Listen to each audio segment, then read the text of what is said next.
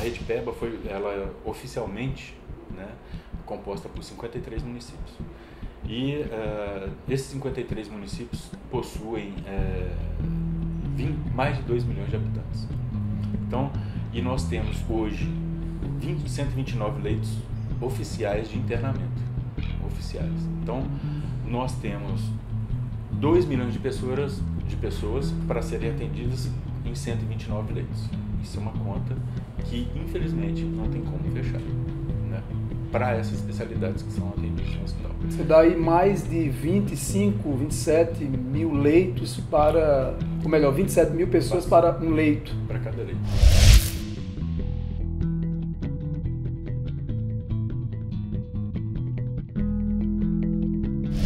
Então, gente, estamos de volta com mais uma edição do Coletivo em Diálogo, esse nosso canal em que o mandato coletivo debate políticas públicas, a realidade das comunidades, enfim, esse nosso canal de informação para você que é cidadão e que tem acompanhado o nosso mandato. Hoje nós temos o prazer de receber, nesse nosso coletivo, o senhor Ronald Mendes, que é superintendente do Hospital Universitário da Universidade Federal do Vale do São Francisco, aqui em Petrolina, uma das instituições que mais recebe demandas, infelizmente, demandas que trazem aí diversos problemas para a nossa população e, consequentemente, o nosso mandato está comprometido em debater todas essas problemáticas de interesse público e apontar caminhos para a superação desses problemas. Então, é um prazer receber o senhor Ronald Mendes e aí já iniciamos, Ronald, querendo entender, afinal, o Hospital Universitário oferta quais tipos de serviços, quais são as especialidades, qual é a função do Hospital Universitário aqui no município de Petrolina. Muito obrigado pela atenção. Obrigado, Gilmar, pelo convite. A gente, como instituição pública, tem a obrigação de prestar contas para a população, e é o que a gente tem feito, né? Como a nossa produção ela é toda publicada para todos os funcionários da universidade, para todos os funcionários do hospital universitário. Além disso, nós enviamos a nossa produção assistencial, enviamos para a Câmara de Vereadores, para o Ministério Público Estadual da Bahia, de Pernambuco, para o Ministério Público Federal, para a Defensoria Pública da União e para todas as secretarias municipais de saúde da Rede PEBA, né, que compõem essa região de atendimento do Hospital Universitário. Nós temos hoje, o Hospital Universitário é basicamente para atendimento a pessoas adultas, né? Apesar de não termos pediatra no serviço, nós também atendemos as cirurgias pediátricas traumáticas, né? O que foi pactuado na criação da Rede PEBA é que o Hospital Universitário recebesse as crianças com algum trauma, as estabilizasse, fizesse a cirurgia e as encaminhassem ao Domalam, né? Na medida do possível, isso é feito. Em alguns momentos, o Domalam, também por não ter vaga, as crianças acabam permanecendo aqui até a sua alta hospitalar. Mas a gente trabalha, nós temos atendimento aos pacientes adultos para cirurgia geral em trauma, para clínica médica, para traumato-ortopedia, para neurocirurgia, cirurgia bucomaxilofacial e para cirurgia vascular, né? São atendimentos por demanda espontânea, ou seja, aqueles atendimentos em que o próprio usuário do sistema vem ao nosso pronto-socorro e passa por uma classificação de risco para ver qual a gravidade do seu problema de saúde, ou de forma regulada pela central de leitos, que é localizada em Juazeiro, mas que faz parte da Rede PEBA, né? E são essas duas formas de entrada no hospital. Além disso, nós ainda temos, principalmente após a inauguração da policlínica, né, nós temos hoje 26 especialidades médicas que são atendidas de forma ambulatorial. Tanto os pacientes que são egressos do HU, na maioria das vezes, na verdade, quanto aqueles pacientes que precisam de um primeiro atendimento, e aí esses pacientes são enviados pela Secretaria Municipal de Saúde de Petrolina. Ô Ronald, por que o hospital universitário ele é alvo de tantas reclamações, de tantas denúncias? Nós temos aí esse problema da superlotação. Explica para a gente o que é que ocorre de fato nessa relação dos serviços, das demandas, diante de uma população que me parece ser uma população bastante representativa. Bom, na verdade o hospital universitário é o único do país que tem a porta aberta, né? Ele é classificado como um hospital de porta de entrada, o único da rede Obser que atende a demanda espontânea de todas as especialidades que eu elenquei anteriormente. Então, além disso, nós temos uma população, nós temos a Rede PEBA ela oficialmente, né, composta por 53 municípios. E esses 53 municípios possuem mais de 2 milhões de habitantes. Então, e nós temos hoje 129 leitos oficiais de internamento, oficiais. Então, nós temos 2 milhões de pessoas para serem atendidas em 129 leitos. Isso é uma conta que, infelizmente, não tem como fechar, né, para essas especialidades que são atendidas no hospital. Você dá aí mais de 25, 27 mil leitos para, ou melhor, 27 mil pessoas para um leito. Para cada leito, né?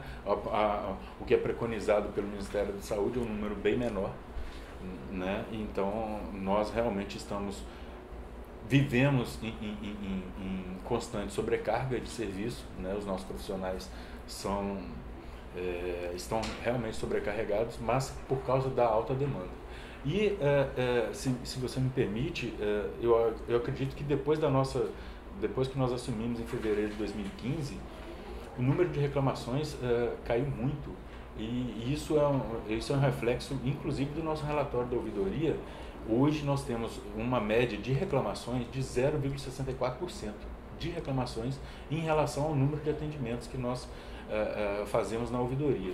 0,64%. É o número de reclamações que nós recebemos no nosso setor de ouvidoria. Certo. Né? Então, se a gente for elencar que nós temos em média 5.900, 6.100 atendimentos por mês, nós temos hoje 0,64% desse total que são reclamações. Na maioria das vezes por demora do tempo cirúrgico, mas que é perfeitamente justificável pela alta demanda nossa, principalmente porque a gente atende às urgências e emergências, e esses são casos que precisam ser resolvidos imediatamente. E com isso, alguns pacientes que já estão internados aqui acabam postergados para que a gente atenda aqueles pacientes mais graves. Explica para as pessoas o que é que significa a Rede PEBA, por favor. Bom, a Rede PEBA foi planejada pelo governo federal, um projeto do governo federal de 2009. Ela como Juazeiro e Petrolina são cidades polo para esses 53 municípios, né? Ela visa, no seu planejamento, na sua criação, ela visava a complementaridade dos serviços. Por quê? Em Juazeiro havia atendimentos para atenção hospitalar de traumatortopedia, de neurocirurgia, de cirurgia vascular, e em Petrolina também. A ideia foi que Juazeiro, as unidades de Juazeiro ficassem como referência para algumas especialidades e Petrolina ficasse como referência para outras. Além disso, que aí o hospital universitário, assim como o Hospital Regional de Juazeiro, a Probatri, a maternidade de Juazeiro e o Hospital do Amalã são referências, né, para Juazeiro e Petrolina, mas da mesma forma a ideia era que Salgueiro, o Hospital Regional de Salgueiro, também seja, e hoje é também, uma unidade executante, referência para a rede, o Hospital de Ouricuri, e buscou-se também que o Hospital Nair Alves de Paulo Afonso e o Hospital me fugiu o nome, de Senhor do Bonfim, também fossem sejam unidades executantes. Eles ainda não entraram na rede, mas atendem, na medida do possível, os usuários, né?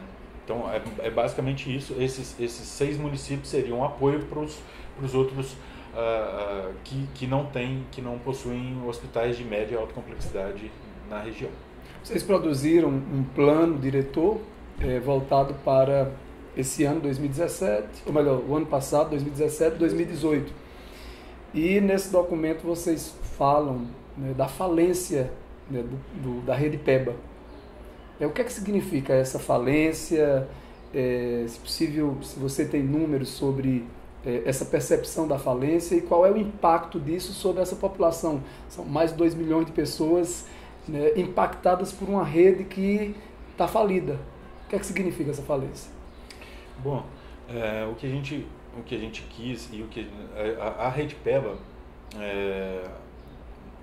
tem um colegiado, né, um colegiado de cogestão, que é composto pelos secretários estaduais de saúde da Bahia e de Pernambuco.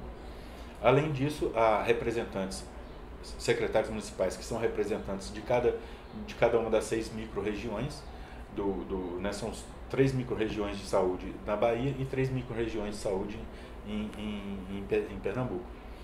Além disso, o HU Univasse, né, a Univasse tem voz e voto nesse colegiado e é onde a gente se reúne para deliberar buscando saídas para melhorar a atenção à saúde dessa população, né? O que a gente quis dizer em relação à falência foi que os serviços de saúde nesses últimos anos, a Rede PEBA começou o funcionamento, né, com a Central de Regulação de Leitos, que é quem faz a regulação dos pacientes para os hospitais, né, para essas unidades executantes que eu citei, no caso das urgências, né? Então, algumas unidades pararam de funcionar como funcionavam antes, entendeu? Então, o hospital universitário ficou, de certa forma, sobrecarregado com o fato de outras unidades não corresponderem para aquilo que foi instituído, para aquilo que foi pactuado. E é justamente isso que a gente quis abordar, porque o hospital nosso está superlotado justamente porque a gente, além de atender os casos que são realmente do nosso perfil assistencial, nós ainda atendemos casos que estão fora do nosso escopo, né? E a falta de resolutividade em alguns municípios da Rede PEBA também faz com que esses pacientes sejam encaminhados para o HU Univasse buscando a resolutividade que lá eles não conseguem. Então, o que o senhor está colocando é que o que era papel dos municípios foram transferidos, de certa forma, para o hospital universitário, e isso tem, de alguma forma, inviabilizado o melhor atendimento para essas pessoas no sistema de regulação? Bom, na verdade, o que a gente percebe, como eu disse, né, para as nossas características, para o nosso perfil assistencial, um hospital de 130 leitos é insuficiente, né? É insuficiente. Mas, além disso, há problemas em relação aos municípios que possuem um hospital de pequeno porte, mas que eles não têm a resolutividade para alguns agravos dos pacientes que deveriam ser atendidos lá, né? Principalmente aqueles voltados para baixa e média complexidade e que vem para o hospital, de certa forma, para buscar aí a solução dos problemas de saúde dele. O pessoal tem reclamado sobre o sistema de regulação, né? A demora para entrar no sistema, para ser atendido. Como é que funciona o sistema de regulação? Qual é o critério para integrar essas pessoas ao serviço? Bom, são médicos reguladores, né? As unidades solicitantes, que são os municípios que não têm, mesmo municípios de Salgueiro, mesmo Uricuri, Salgueiro, Paulo Afonso e Bonfim, quando eles não conseguem atender o paciente em seus municípios, né, eles buscam um encaminhamento geralmente para o Hospital Regional de Juazeiro ou para o HU. E aí nós temos um sistema, né, o SISREG, o Sistema Nacional de Regulação de Pacientes, e os médicos, há uma central de regulação interestadual de leitos que fica em Juazeiro, e há médicos reguladores, né, que são eles que fazem a interface entre a unidade solicitante, né, o hospital solicitante e o hospital universitário, no nosso caso. Então nós temos nossos médicos reguladores e eles entram em contato conosco para dizer, olha, tem um tal paciente que está solicitando uma regulação, e eles passam o caso do paciente e a gente avalia se é do nosso perfil e se pode ser regulado. O que acontece é que nós temos, né, você pode observar aí embaixo, nós temos aí uma média de ocupação, uma taxa de ocupação aí de mais de 145%, né, diária. Então, nós não temos mais leitos para receber as pessoas. O ideal era que, se obtivessem novas unidades hospitalares dentro da rede para resolver esses problemas, para nos ajudar, né, ou para pegar esses casos menos complexos que nós estamos recebendo hoje e eles fossem resolvidos em outras unidades, e a gente se dedicasse exclusivamente para o nosso perfil assistencial, que é média e alta complexidade, daquelas especialidades que eu citei anteriormente. Mas aí o que acontece é que, dependendo da gravidade do problema do paciente, o próprio médico regulador decide nos enviar como vaga zero, que é uma forma de classificação que deveria ser esporádica, mas ela é bastante usual, porque não há resolutividade na rede, e aí o HU, apesar de ser, às vezes, mal entendido ou mal interpretado por um tempo de internamento maior, mas é porque nós temos realmente uma demanda muito aquém da nossa capacidade resolutiva. Então, às vezes o paciente precisa de esperar 5 dias a mais para fazer um procedimento cirúrgico, porque nós não temos sala cirúrgica nem profissionais suficientes para fazer o procedimento que é necessário para o paciente, né? Ronald, o que você está colocando é que existe essa grande demanda, são 53 municípios? Oficialmente 53 municípios. Chega a mais do que isso? Nós temos aí, no nosso relatório, no nosso sistema de informação, ele já registrou mais de 60 municípios que nós atendemos. Inclusive, ou seja, oficialmente são 53, né, na pactuação, porém vem mais do que isso, né? Então, esses municípios, por não terem investimentos, não terem condições de atendimento, transferem esses pacientes para cá, gerando essa superlotação.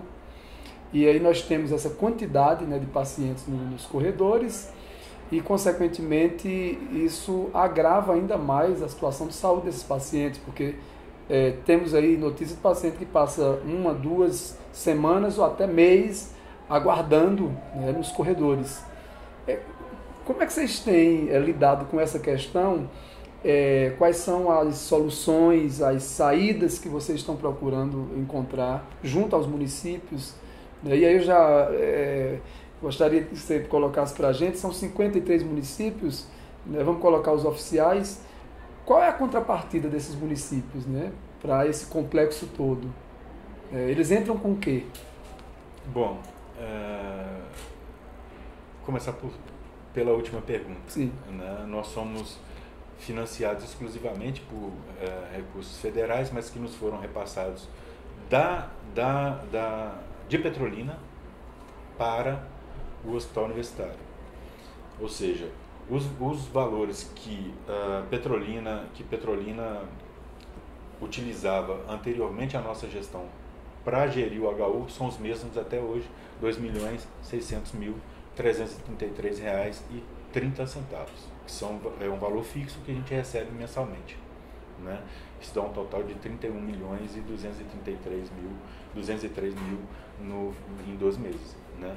Então, em termos de valores, é esse o valor que a gente recebe para o nosso custeio, né? Para nós mantermos a unidade de funcionamento, para contratarmos os serviços necessários, por exemplo, manutenção predial, né? Da estrutura física, da estrutura de equipamentos médicos, limpeza, alimentação para os pacientes e para os seus acompanhantes, serviços de climatização do hospital, né? Refrigeração e de apoio administrativo também, recepcionistas, porteiros, segurança patrimonial, enfim, todo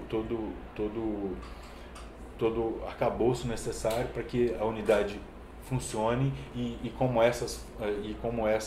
esses cargos não são específicos, né, não são da área fim da EBSER, eles não foram concursados, né. Além disso, esse valor é utilizado para que a gente adquira todos os insumos necessários, material médico, material de laboratório e medicamento para utilizar, e além disso material de cirurgia para a gente dispensar, né, para a gente passar para os nossos pacientes internados. E você está falando de Petrolina, né? Isso, que é isso. No universo de 53. E além disso, Petrolina nós temos aqui atualmente 117 funcionários de Petrolina trabalhando dentro do hospital.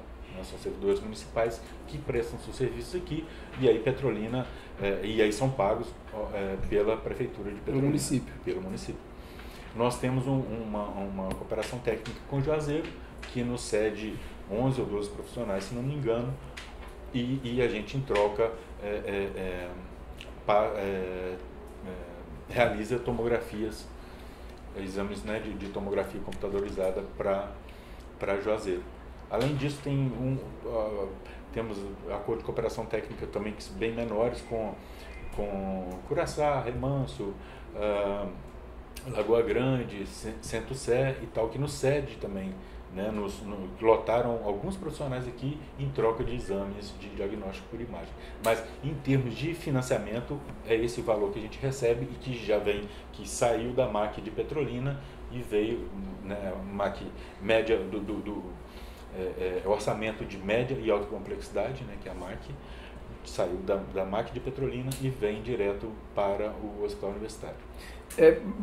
Baseado aí nesses números, né, de 31 milhões e tal, e a quantidade de demandas do município de Petrolina, muito provavelmente é um dos municípios que gera maior demanda, para 70% da demanda. 72% dos nossos atendimentos são de Petrolina. Consequentemente, você tem esse investimento. Como é que funciona essa relação? A quantidade de recursos disponibilizados pelo município garante ao município uma espécie de prioridade no atendimento? Como é que funciona essa relação? Bom, na verdade, prioridade de atendimento por demanda espontânea, não, né? Todo cidadão, seja brasileiro ou seja estrangeiro, se ele chegar na nossa porta, nós temos a obrigação de atendê-lo. Então, nós não diferenciamos o paciente por município, não diferenciamos pela classe social. Todos aqui têm os mesmos direitos e nós temos o dever de atender bem a todos. O privilégio, se for, né, assim, na verdade, como a gente tem um contrato, a lei, a portaria 3390 e a 3410 de 2013, essas portarias falam sobre a política nacional de atenção hospitalar e elas determinam que o hospital, que as unidades hospitalares assinem contrato com o gestor pleno do município ou do estado. No nosso caso é do município, e aí a Secretaria de Saúde de Petrolina, né? Então, o nosso contrato é assinado com a Prefeitura de Petrolina, com a Secretaria de Saúde de Petrolina, e ele tem sido, e aí nós temos uma comissão de acompanhamento do contrato, que se reúne quadrimestralmente para acompanhar as nossas metas, o atingimento das nossas metas quantitativas e qualitativas. Em 2013, até 2013, o hospital estava sob a administração municipal, né? E a gente sabe que a influência política dentro de uma administração municipal ela é muito comum, né, por parte de vereadores ou de outros agentes políticos que influenciam, né, a oferta de serviços dentro dos hospitais e até de outras instituições. Como é que está essa questão hoje? É do tráfico de influência, a gente tem notícias de que vereador ou de políticos que furam filas mesmo, né, favorecem determinados eleitores. Como é que tem sido essa questão aqui no hospital universitário? Bom, desde que nós assumimos a gestão, nós procuramos fazer uma gestão sem política partidária, né, sem favorecimentos, né, até porque já é uma coisa adotada pela Univasf, né, desde que ela foi criada, e nós que somos uma unidade da universidade e precisamos de atender de uma forma equânime todas as pessoas, nós não aderimos à política partidária aqui, né? Enfim, nós as solicitações de vereadores que nos chegavam e de deputados, enfim, da classe política, a gente sempre procura explicar que a definição da ordem cronológica dos procedimentos cirúrgicos, né, que eram os maiores pedidos, ou de um leito de UTI, ela é definida pelas equipes multiprofissionais, médicas e com as demais equipes assistenciais, né? Nós não temos a menor influência em relação à ocupação de leitos ou em relação a um procedimento cirúrgico. A própria equipe, as chefias, né, e as equipes médicas é que definem quem será o próximo cidadão a ser operado. Ronald, a gente tem conhecimento de que os acidentes automobilísticos, motociclísticos, né, moto, né, representam uma demanda aí de aproximadamente 70%. Você me corrija se eu estiver com a informação equivocada. Como é que vocês têm, a partir do hospital, a própria Univasf, enfrentado essa problemática? Porque isso acaba inviabilizando diversos outros serviços, né, que vocês poderiam estar oferecendo aqui no hospital universitário. Infelizmente, a maioria destes acidentes é provocada por álcool, né, o consumo de álcool, bebidas alcoólicas, e a imprudência na direção, né?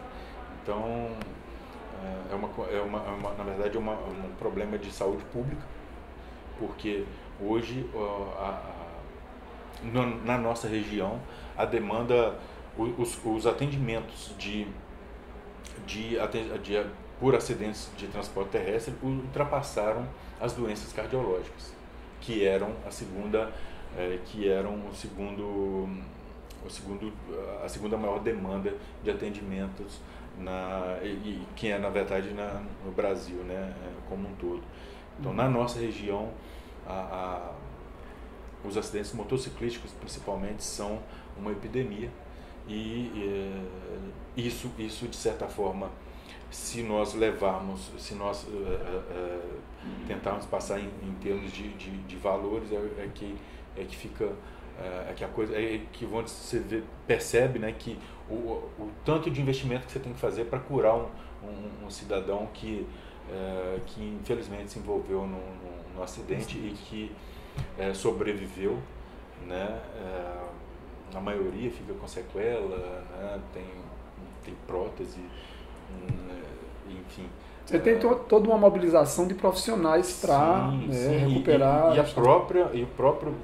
A recuperação pós-alta também, né? Porque eles precisam de fazer uma fisioterapia, né? Eles precisam de fazer nós temos inclusive na nossa unidade de reabilitação físico-motora, né?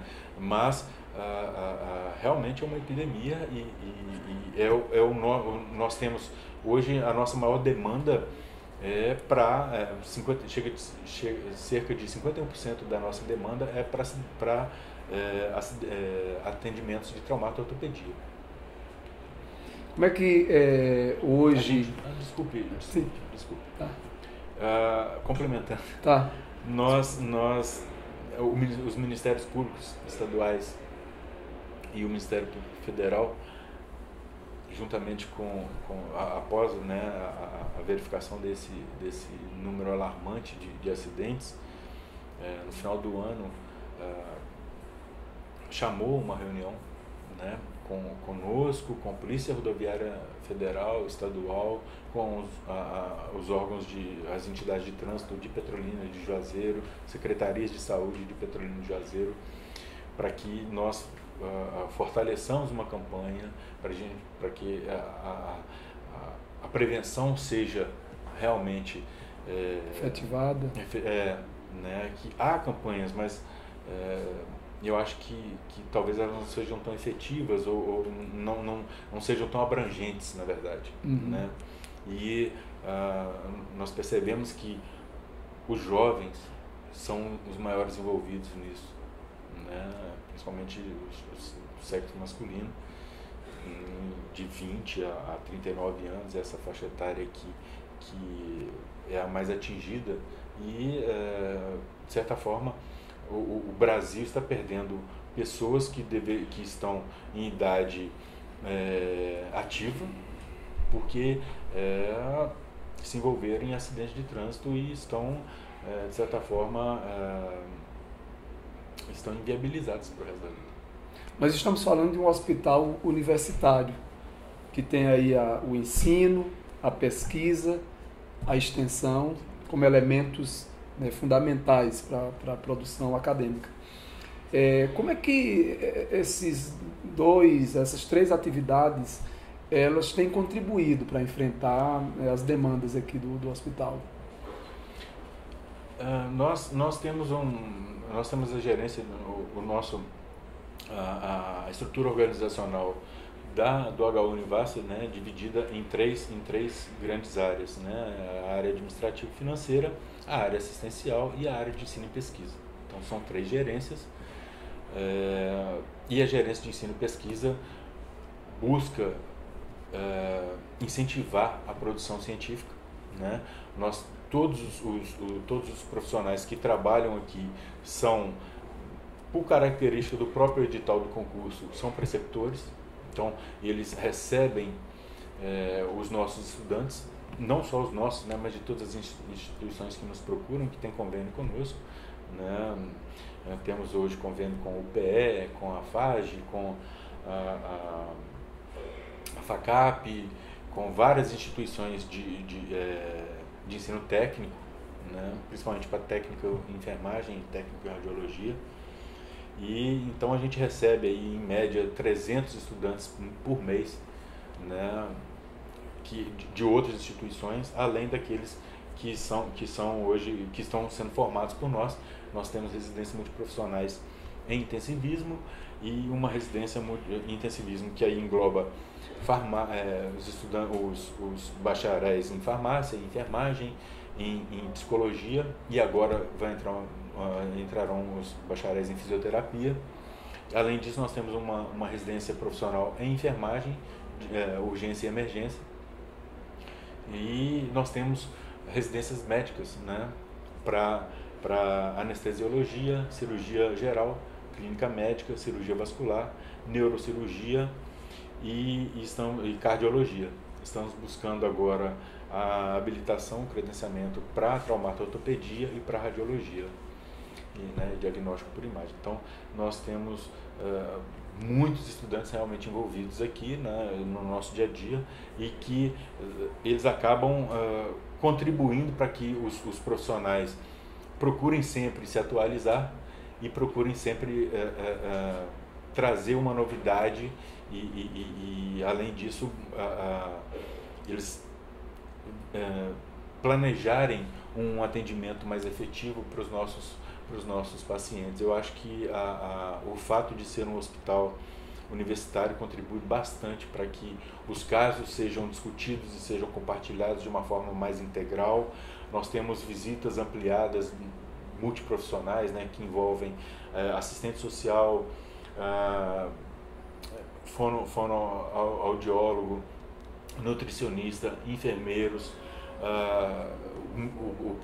os próprios médicos especialistas em cada área. Então são visitas semanais, então isso tem ajudado bastante na resolução dos problemas dos nossos pacientes. Ronald, para a gente já ir finalizando aqui no nosso papo, hoje você tem essa realidade nacional de cortes, né, do orçamento federal, as dificuldades que estão aí evidenciadas para os municípios e, consequentemente, esses 53 municípios oficiais, com mais 7 ou 10 municípios que procuram o serviço do hospital universitário, isso acaba desenhando um cenário aí bastante crítico para a resolução de toda essa problemática de superlotação, de constrangimento, de negação de direito à saúde. Que caminhos você sugere para os municípios, e aí no caso muito particular de Petrolina, que segundo o que você coloca, demanda aí 70% do hospital universitário, quais são os caminhos, né, que os municípios devem percorrer, as políticas municipais, para evitar essa situação de superlotação, de constrangimentos à população? Bom, nós do Hospital Universitário estamos trabalhando, a gente ainda nós não tivemos problema de corte, né? Como o nosso financiamento é feito por portarias que tem valores fixos, então nosso orçamento é global, independentemente da nossa produção assistencial. Então a gente recebe esse valor, né, de R$ 2.600.333,30 de forma completa mensalmente. Isso referente ao convênio com Petrolina? Ou de maneira geral? De maneira geral. Os repasses federal. Já vem direto do Fundo Nacional de Saúde, tá, mas eram valores que eram utilizados antigamente também no HU, e que foram passados para nós gerirmos a unidade, né? O que a gente, né, o fato de estudarmos bastante a coisa da gestão hospitalar, e o que eu procuro sempre levar para a nossa equipe, e que a gente também tenta incentivar os municípios a fazerem, é buscar as portarias ministeriais, né, do Ministério da Saúde que estão ligadas à habilitação de serviços. Porque a partir do momento que você consegue habilitar um serviço, você é reconhecido por aquele serviço e você recebe um valor determinado. Do mesmo jeito que,